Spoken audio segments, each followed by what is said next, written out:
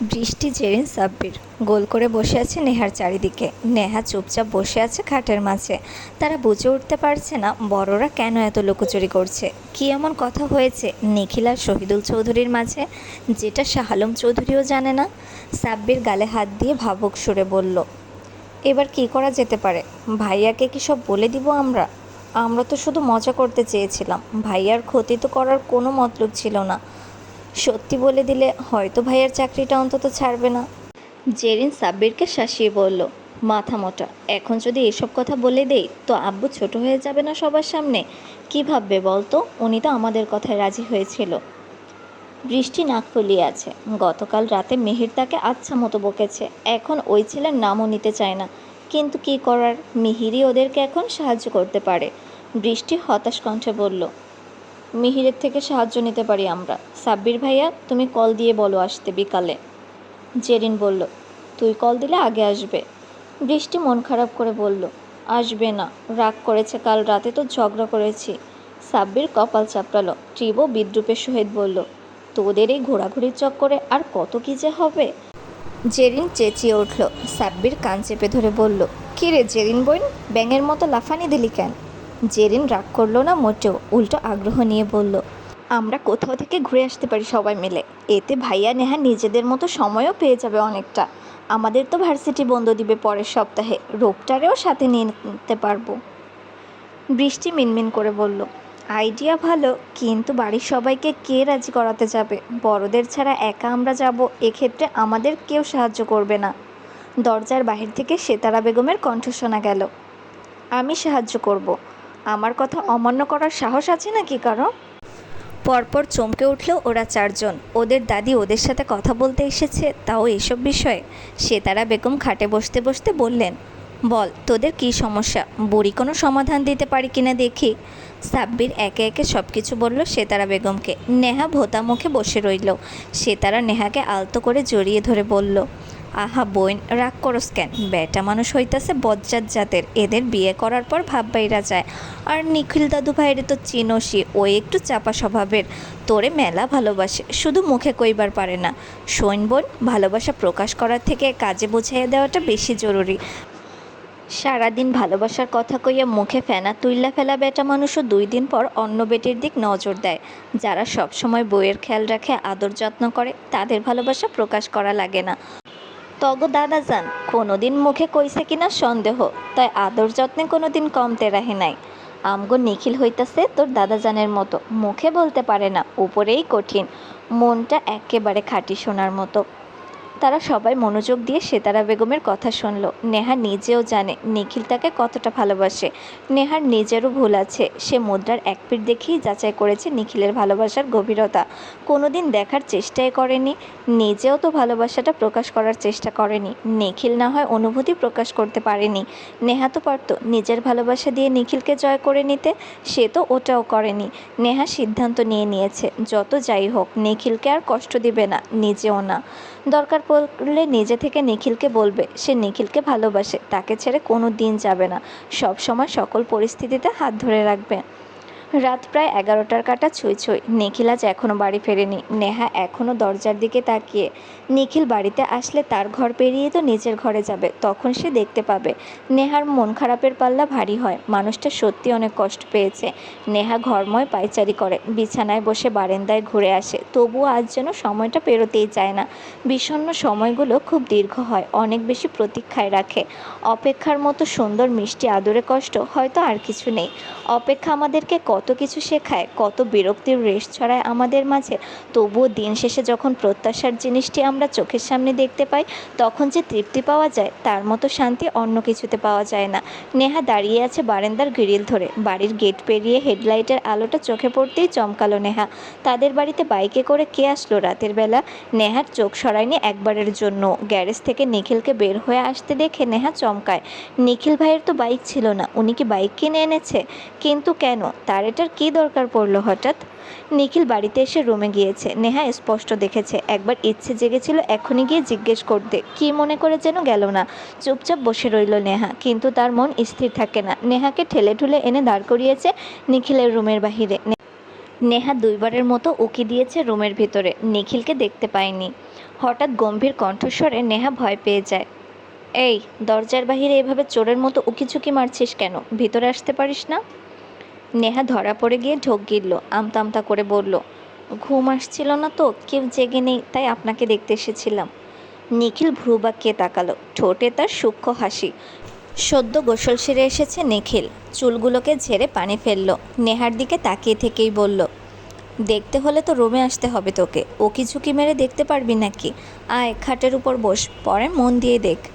নেহা চলে যাওয়ার জন্য পা বাড়াতেই নিখিল আবার বলল, ভিতরে আয়। নেহার কাছে কথাটা আদেশের মতোই শুনল। এমনিতেই নেহার মন খারাপ, সে নিজেও চাইছে এখন নিখিলের কাছে থাকতে, কিন্তু বলতে পারছে না থাকার কথা। নেহা রুমে ঢুকে গেল ফটাফট। নেহা এক হাতের সাথে অন্য হাত নিয়ে নাড়াচাড়া করছে, দৃষ্টি এলোমেলো, জুৎসই কোনো কথা খুঁজে পাচ্ছে না বলার মতো। নিখিল এক ধ্যানে নেহাকে দেখছে, সে জানে নেহা আর তার জন্যই অপেক্ষা করছিল, কিন্তু কেন মেয়েটা তাকে ছেড়ে যেতে চায়, আবার তাকে দেখার জন্য এতটা অস্থির উতলা হয়ে ওঠে কেন? তবে কি নেহা তার অনুভূতি চিনতে ভুল করছে? নিখিলের মনের মাঝে কোথাও একটা খটকা আছে। নেহা সবসময় বলে সে কাউকে ভালোবাসে, সেই মানুষটা কে? যদি সত্যি কেউ থাকে তবে নিখিল কি পারবে নিজেকে ঠিক রাখতে? পারবে প্রেয়সীর সুখে তাকে অন্যের সাথে কাছে সঁপে দিতে? নিখিল চোখ বন্ধ করে শ্বাস নেয়, বুকের বাঁ পাশটায় ভীষণ রকম যন্ত্রণা হচ্ছে, শুধু কথাটা নিজে মনে ভেবে।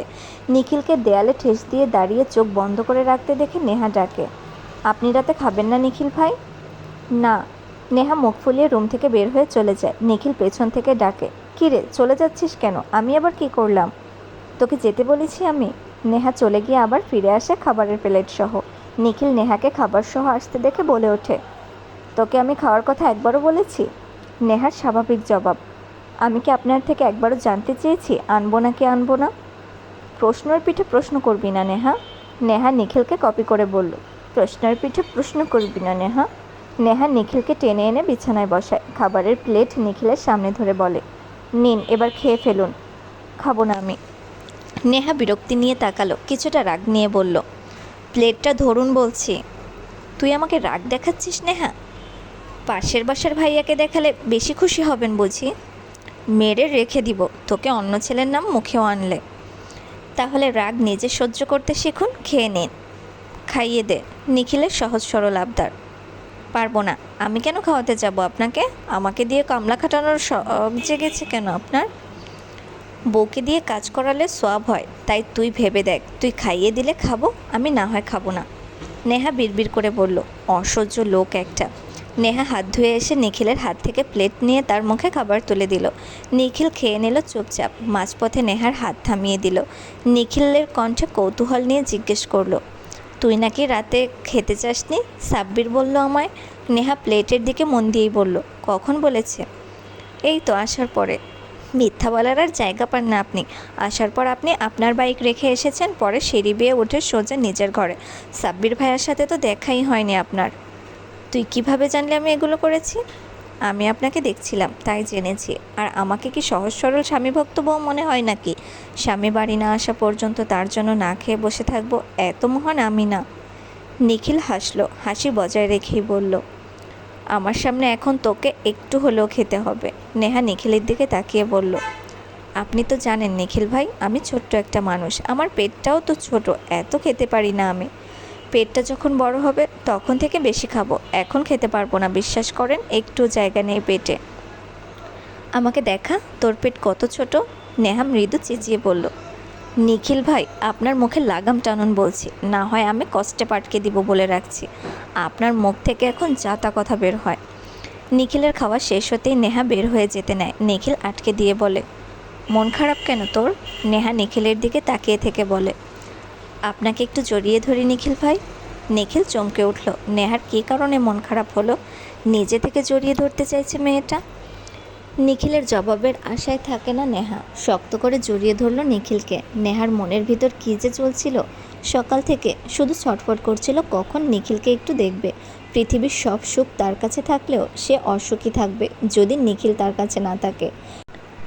নিখিল নেহার মাথায় হাত রেখে মৃদু স্বরে ডাকে, কি হয়েছে বলবি তো নাকি? আমাকে বলবি না তুই? নেহা কিছুক্ষণ চুপ থাকলো, নিখিলের বুকে মুখ গুজে রেখেই বলল, জানি না, শুধু অনেক কষ্ট লাগছে। নিখিল দুহাতে নেহাকে জড়িয়ে ধরে কানের কাছে মুখ নিয়ে বলে, আমাকে জড়িয়ে ধরে থাকলে বুঝি কষ্ট কমে যায়? নিখিলের চোখজোড়া খুশিতে জ্বলজ্বল করে উঠল। মানুষের কাছে সবচেয়ে প্রশান্তির বিষয় হচ্ছে প্রিয় মানুষটার বিশ্বাস অর্জন করতে পারা। নেহা তাকে বিশ্বাস করে নির্দ্বিধায় তার কাছে এসে তাকে জড়িয়ে ধরেছে। নিখিল নিজেকে পৃথিবীর সবচেয়ে ভাগ্যবান মানুষ বলে মনে করছে এখন। নিখিলের হাস্যোজ্জ্বল কণ্ঠ। আজকে কি হলো শুনবি নেহা? তোর তো জানা উচিত, বউদেরকে সব জানতে হয়। তারা হচ্ছে স্বামীদের ভরসা, শান্তি, ক্ষমতার উৎস। শুনবি তো নেহা? নেহা মাথা উঁচিয়ে হ্যাঁ সূচক মাথা নাড়ে। নিখিল নেহাকে এক হাতে জড়িয়ে বারান্দায় নিয়ে আসে। নিখিলের বারান্দার একপাশে ছোট করে বিছানার মতো পাতা। নিখিল প্রায় সময়ই এখানে সময় কাটাতো আগে। তার মতে এটা তার সবচেয়ে প্রিয় জায়গা।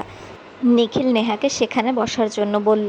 নেহা গিয়ে দেয়ালের সাথে মাথা এলিয়ে দিল। নিখিল পাশে বসে পড়ল। নেহার দিকে তাকিয়ে জিজ্ঞেস করল, ঘুম পাচ্ছে তোর? না।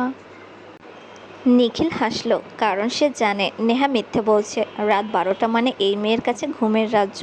সব ভাই বোনেরা রাত জেগে আড্ডা দিলেও সেখানে ঘুমিয়ে পড়ে নেহা। আজ কিনা মিথ্যা বলছে। নিখিল বুঝেও কিছু বলল না। কখনো কখনো অভ্যাস কিছুটা পরিবর্তন করা উচিত। ইচ্ছেদের বিরুদ্ধে গিয়ে যদি ভালো কিছু হয় তো তাতে বাধা দিতে নেই। নিখিল নিজে থেকে নেহাকে টেনে নিজের বুকের সাথে মিশিয়ে ধরল। আজকে চাকরির ইন্টারভিউ দিতে গিয়েছিলাম। নেহা উঠে নিখিলের দিকে তাকাতে চাইল। নিখিল জড়িয়ে ধরে রেখেই বলল, উঠছিস কেন? শুয়ে থাক। আগেরটা ছাড়লেন কেন নিখিল ভাই? আমার উপর রাগ করে ছেড়ে দিয়েছেন? নিখিল বুঝল নেহার মন খারাপের কারণ। তোর জন্য কেন হবে বোকা? কিছু সময় নিজের আত্মসম্মান বাঁচিয়ে রাখতেও কিছু জায়গা থেকে সরে যেতে হয়। এখন শোন গুরুত্বপূর্ণ কথা। চাকরিটা করা যাবে 2 জায়গা থেকে। যদি এখানে থেকে করি তো স্যালারি দিবে 40,000 টাকা। যদি পোস্টিং নিয়ে অন্য শহরে ওদের আরেক ব্রাঞ্চে করি তো স্যালারি দিবে 80,000 টাকা। ভাবছি পোস্টিং নিয়ে চলে যাব, তাই বাইকটা কিনে এনেছি। নেহা ভয়ানক কিছু শোনার মতো করে চমকে উঠল। নিখিলের টি-শার্ট 2 হাতে চেপে ধরে বলে, আপনি যাবেন না প্লিজ নিখিল ভাই। কেন? তুই তো ছেড়ে চলে যেতে চাস আমাকে। তুই যাওয়া যে কথা, আমি যাওয়া একই। একজন না একজন দূরে থাকলেই হয়। যাবেন না মানে যাবেন না। আমি যেতে চেয়েছি দেখে আপনাকেও যেতে হবে নাকি? কেন যাব না আমি? তোর কথা শুনতে হবে এখন আমার? হ্যাঁ, শুনতে হবে। কোথাও যেতে পারবেন না আপনি আমাকে ছেড়ে। কেন? জানি না। বউ পালতে হলে বেশি টাকা লাগে, তুই জানিস না? আমি আপনার কাছে কোনোদিন টাকা চেয়েছি বলুন? আমি তো বেশি খাইও না নিখিল ভাই। এত টাকা দিয়ে কী করবেন আপনি? বেশি টাকা লাগবে না। আপনি বাড়িতেই থাকবেন, কোথাও যাবেন না। আমি আপনাকে ছাড়া থাকতে পারবো না। টাকা লাগবে না তোর? তো কী লাগবে বল? আপনি তো দিবেন না, তাহলে জিজ্ঞেস করছেন কেন? তুই চাইলে নিজের জীবনটাও দিয়ে দিতে পারি আমি। বল কী লাগবে তোর? নেহার ঘুমে নিভু নিভু চোখ। ঘুম জড়ানো কণ্ঠে নেহা অস্পষ্ট স্বরে বলল, আপনাকে। নিখিল ঘুমন্ত নেহার দিকে তাকিয়ে শান্তির নিঃশ্বাস ফেলল। মেয়েটা এখনও পৃথিবীর কঠিন নিয়মগুলো নিজ চোখে দেখেনি। ছোটবেলায় কখনো অভাব বুঝতে হয়নি। বাড়ির কেউ অভাব কী জিনিস বুঝতে পারেনি। নিখিল নিজেও জানত না, তবে তাকে বাস্তবতা শিখিয়েছে শাহ আলম চৌধুরী। সে দেখেছে তাদের বাবা চাচারা কত কষ্ট করে ব্যবসা করেছে, সব কিছু টিকিয়ে রেখেছে। নিজেরা শত কষ্ট মাথা পেতে নিয়ে পরিবারকে সুখ স্বাচ্ছন্দ্যে ভরিয়ে রেখেছে। নিখিল জ্যোৎস্নাবিহীন রাতের আকাশের দিকে তাকিয়ে নিজেকে প্রশ্ন করল, তুই আদৌ নেহাকে আগের মতো সুখে রাখতে পারবি তো নিখিল? ওকে কোনো দুঃখ এসে ছুঁয়ে দিবে না তো আবার? মেয়েটা যদি সন্তুষ্ট না থাকে তোর প্রতি, তুই কি কখনো ওর যোগ্য স্বামী হতে পারবি? নেহা নিখিলকে জড়িয়ে ধরে ঘুমাচ্ছে অতি শান্তিতে। নিখিল এত চিন্তার মাঝেও কোথাও একটা সুখ অনুভব করছে। এই মেয়েটা ওর পাশে থাকলে সব দুঃখ ভুলেও যায়, সব ক্লান্তি দূর হয়ে যায় নিমেষেই। নিখিল নেহার কপালে চুমু দিল। গভীরভাবে নেহাকে নিজের কোলের উপর শোয়ালো নিখিল। মেয়েটা ঘুমের মাঝেই ওর কোমর জড়িয়ে গভীর ঘুমে আচ্ছন্ন হলো। আর কত ঘুমাবি নেহা? ওঠ, আমি কিন্তু এখন চলে যাব, পরে কিন্তু আর দেখতে পাবি না। নেহা ঘুম থেকে ধরফরিয়ে উঠল। নিখিল শার্টের বোতাম লাগাতে ব্যস্ত। নেহা নিখিলের শার্টের এক কোণা চেপে ধরে বলল, আপনি সত্যি সত্যি চলে যাবেন? আপনি তো বলেছেন যাবেন না। নেহার চুপসে যাওয়া মুখ দেখে নিখিলের এবার হাসি পেল, কিন্তু হাসলে নেহা নিশ্চিত ওর মাথা ফাটিয়ে দিবে এই মুহূর্তে। অফিস যাচ্ছি। তুই তো দেখছি প্রথম দিনেই আমাকে দেরি করাবি নেহা। মিহির হন্তদন্ত হয়ে দরজা ঠেলে আসতে আসতে বলল, কী রে শালা নিখিল, তুই এমন একটা কাজ করতে পারলি ভাই? আমাকে রেখে তুই দ্বিতীয় ব্রাঞ্চে চলে যাচ্ছিস, একবার জানাবি না আমাকে? নেহা চোখ বড় বড় করে তাকালো নিখিলের দিকে। নেহা অবিশ্বাস্য কণ্ঠে বলল, নিখিল ভাই, আপনি আমাকে মিথ্যে কথা বলেছেন। আপনি ঠিকই না জানিয়ে চলে যাচ্ছেন তো যান, আমি আর আপনার সাথে কোনো কথা বলবো না। নেহা দ্রুত পা চালিয়ে চলে গেল। নিখিল পিছু ডেকে বলল, কথা তো শুনে যা নেহা। মিহির বেচারা কিছু বুঝে উঠল না। নিখিল মিহিরের দিকে বিরক্ত নিয়ে তাকালো। তুই দেখে শুনে কথা বলবি না? উফ, এখন তো এই মেয়ে 6-7 আর কাছেও ঘেঁষবে না। নিচ থেকে এসেছিল কালকে, এভাবে তুই আমার সংসারে আগুন লাগিয়ে দিলি মিহির। আমি কি করলাম? আমি কি জানতাম নাকি তোর রুমে নেহা আছে? নেহা কোথায় থাকবে তো? তোর বউকে কি তুই আলাদা রুমে রেখে ঘুমাবি? এইসব কথা বাদ দে। তুই তোর হিটলার শ্বশুরের সাথে আমাকে রেখে তুই অন্য অফিসে গিয়েছিস কেন? শ্বশুর জামাই যুদ্ধ করে আমার মতো অবলা মানুষটারে কেন ফাঁসিয়ে দিলি ভাই? আমার শ্বশুরের সাথে দিলেও মানতাম, সহজ সরল ছিল। চুপ থাকতো, প্রয়োজনে গিয়েছি। তুই দেখ বলে কয়ে আসতে পারিস কি না। এই অফিস বাড়ি থেকে দূরে বেশি, তাই বাইক কিনেছি রাতে। বাহ, ভালো তো, যা যা খুশি কর। এদিকে তোর বোন আমাকে জ্বালিয়ে মারছে। রাতের বেলা ঘুরতে গেল, নিজে আসলো, ভালো করে শুধু বলেছি একটু, উল্টো ঝাড়ি আমাকে দিল, রাগ দেখালো আমার ওপর, ব্লকও করেছে আমাকে। তোর মতো ভাই আছে দেখেই আমার বউটা এত নির্দয় হয়েছে। নিখিল ঘড়ি পরে রুম থেকে বের হয়ে বলল, বসে থাক তুই, আমার দেরি হয়ে যাচ্ছে। নিখিল নেহার রুমে ঢুকে দেখলো বৃষ্টি বসে আছে। নিখিল বৃষ্টিকে বলল, রুম থেকে বের হয় একটু। বৃষ্টি রুম থেকে বের হতেই মিহির ওর হাত টেনে সাথে করে নিয়ে গেল। এটা কোনো কাজ করলে তুমি বৃষ্টি? 2 দিন হয়েছে, বুঝতে পারছো তুমি? বলে দিলেই পারো তোমাকে আর আমার এখন ভালো লাগে না। মিহির, তোমার থেকে দূরে যেতে চাই, তোমাকে ছাড়া ভালো থাকবো আমি। বৃষ্টি মিহিরের দিকে কটমট দৃষ্টি রাখলো, বিরক্ত নিয়ে বলল, তুমি কি চুপ করবে মিহির? মিহির হাঁটা লাগালো সামনের দিকে। তুমি যেহেতু চাও না আমি আর আসবো না, ফোন করে বিরক্তও করবো না, ভালো থেকো। বৃষ্টি মিহিরের হাত টেনে ধরে বলল, তোমাকে ছাড়া আমি ভালো থাকবো কী করে? জেনে বুঝে এমন করো আমার সাথে? মিহির পেছনে না ফিরেই বলল, তোমার কিছু হয়ে গেলে আমার কি হবে ভেবেছো একবার? শুধু বাচ্চাদের মতো জেদ করো সব সময়। রাতে গিয়েছো, শুধু ভালো করে বোঝাতে চেয়েছিলাম। তুমি কি করেছো? উল্টো রেগে গেছো। তোমাকে কিছু বলার তো অধিকার নেই আমার, তাই চলে যাচ্ছি। বৃষ্টির কান্না পেয়ে গেল এবার। মিহিরের হাত শক্ত করে চেপে ধরে বলল, সরি, আর এমন ভুল হবে না, কথা শুনে চলবো এবার থেকে। শুনতে হবে না তোমাকে। রাগ দেখাবে না একদম, কামড় দিয়ে দিব তোমাকে। মিহির হাসি চেপে রেখেছে নিজের, কঠিন কণ্ঠে বলল, আমি এখান থেকে যাওয়ার আগেই যেন আনব্লক করা হয় আমাকে, না হয় এরকম বাচ্চার সাথে আর প্রেম করব না আমি। তো কার সাথে করবা? তোমার জীবনে আর কাউকে পারলে এনে দেখাও, মেরে চ্যাপটা করে দিব একসাথে দুটোকে। বৃষ্টি মিহিরের হাত ছেড়ে চলে যেতে নিল। মিহির পেছন থেকে বলে উঠল, ভালোবাসি মেঘবালিকা। বৃষ্টি মুখ ভেঙচি কেটে চলে গেল। এভাবে নাক ফুলিয়ে রেখেছিস কেন? আচ্ছা, আসার সময় তোর জন্য কী আনবো বল? কিছু না। নিখিলের কণ্ঠে দুষ্টুমি। ঘুমের ঘরেও তো আমাকে চাস তুই। আমি যদি আমাকে দেই, তুই নিজেকে দিতে পারবি তো? কিছু পেতে হলে কিছু দিতে হয়, বুঝতে পেরেছিস কি বলেছি আমি? নেহা তাকাতেই নিখিল চোখ টিপ মারল। নেহা ভ্যাবাচেকা খেয়ে গেল। এই ছেলে দিন দিন কি নির্লজ্জ হচ্ছে, ভাবা যায় সব? নেহা একটা বালিশ ছুঁড়ে মারল নিখিলের ওপর, রেগে বলে উঠল, আমার সামনে থেকে যান বলছি, অসভ্য লোক। নিখিল চুলে হাত বুলিয়ে বলল, বউয়ের কাছে নির্লজ্জ, বেহায়া, বেশরম, অসভ্য হতে হয়, না হলে বউ থাকে না। বউ তখন মনে করবে আমি একটা টিউবলাইট, কিছু মিছু পারি না। বুঝেছ জান? নেহা চিল্লিয়ে বলল, বের হন বলছি। নিখিল নেহার দিকে ফ্লাইং কিস ছুড়ে রুম থেকে বের হলো। সাব্বির জেরিন হুড়মুড়িয়ে রুমে ঢুকলো। নেহা চোখ ছোট করে দেখলো দুজনকে। কিছু সময় পর বৃষ্টি হাতে নুডলসের প্লেট নিয়ে ঢুকলো। বিছানার মাঝে রেখে দিল বড় প্লেটটা। 4টা চামচ সাজিয়ে সবাইকে খেতে বলল। জেরিন সুর তুলে বলল, বাবা, কত কি দেখছি, মানুষজন রাতের বেলা স্বামী সেবা করছে, মুখে তুলে খাওয়াচ্ছে। নেহা চোখ মুখ কুঁচকে ফেলে বলল, জেরিন আপু, তুমিও না? তোমার ভাইকে ভালো মানুষই দেখানোই আমার ভুল হয়েছে। ব্যাটা আস্ত খাটাস, মুখ না অন্য কিছু, যা তা বলে। সাব্বির মুখে নুডলস ঠেসে বলল, কী বলে নেহা বোন? বৃষ্টি নেহাকে সান্ত্বনা দিয়ে বলে, রাগ করিস না বোন, তোরে আমি লজেন্স দিমুনে। নেহা বৃষ্টির পিঠে দিয়েছে একটা জোরে। বৃষ্টি জিজ্ঞেস করলো, তোমরা দুজন আজ ভার্সিটি যাবে না? সাব্বির বলল, কি আর বলি বলতো বৃষ্টি, শালার সব প্রফেসর মিলে গেছে চিল করতে। ওদেরই দিন, বোন বুইড়া বয়সে এদেরও রং লাগছে, আর এইদিকে আমি সিঙ্গেল। 4 ভাই বোন মিলে হাসি আড্ডাতে মেতে উঠল। এভাবেও সব বিষণ্ণতা একপাশে রেখে মানুষ হাসে, দুঃখ ভুলে সব কিছুর মাঝেও জীবন সুখে থাকার চেষ্টা করে। হাসি কান্না মিলেই জীবন। সময় যেন স্রোতের বেগে চলে, দেখতে দেখতে কেটে যায় সময়, দিন, সপ্তাহ কিংবা মাস। ছুটি পেয়েছে সাব্বির, জেরিন, রৌপও ছুটি পেয়েছে। সবাই মিলে কথা তুলল তারা ঘুরতে যাবে। বাড়ির সবাই বিপক্ষে যথারীতি। সবাই মন খারাপ করে বসে আছে সোফায়। সেতারা এসে বসলেন সবার সাথে। নেহাকে ওরা বলেছে তুই ভান ধরে বলবি তুই যেতে চাস না। নেহা মুখ ভেঙচি কাটলো, পরে যদি ওকে রেখেই চলে যায় তখন। সাব্বির বুঝিয়েছে। নেহা রাজি হলেও মনে মনে ভয় পাচ্ছে। নিখিল, মিহির এসেছে সন্ধ্যায়। সবাই মিলে আবার কথা তুলল, কিন্তু বড়রা নারাজ, যেতে দিবে। সবাই নিখিলের দিকে তাকিয়ে আছে। নিখিল একবার বললেই সবাই রাজি হবে। সবাই ঘিরে ধরেছে নিখিলকে। নিখিল কি বলে সে আশায়।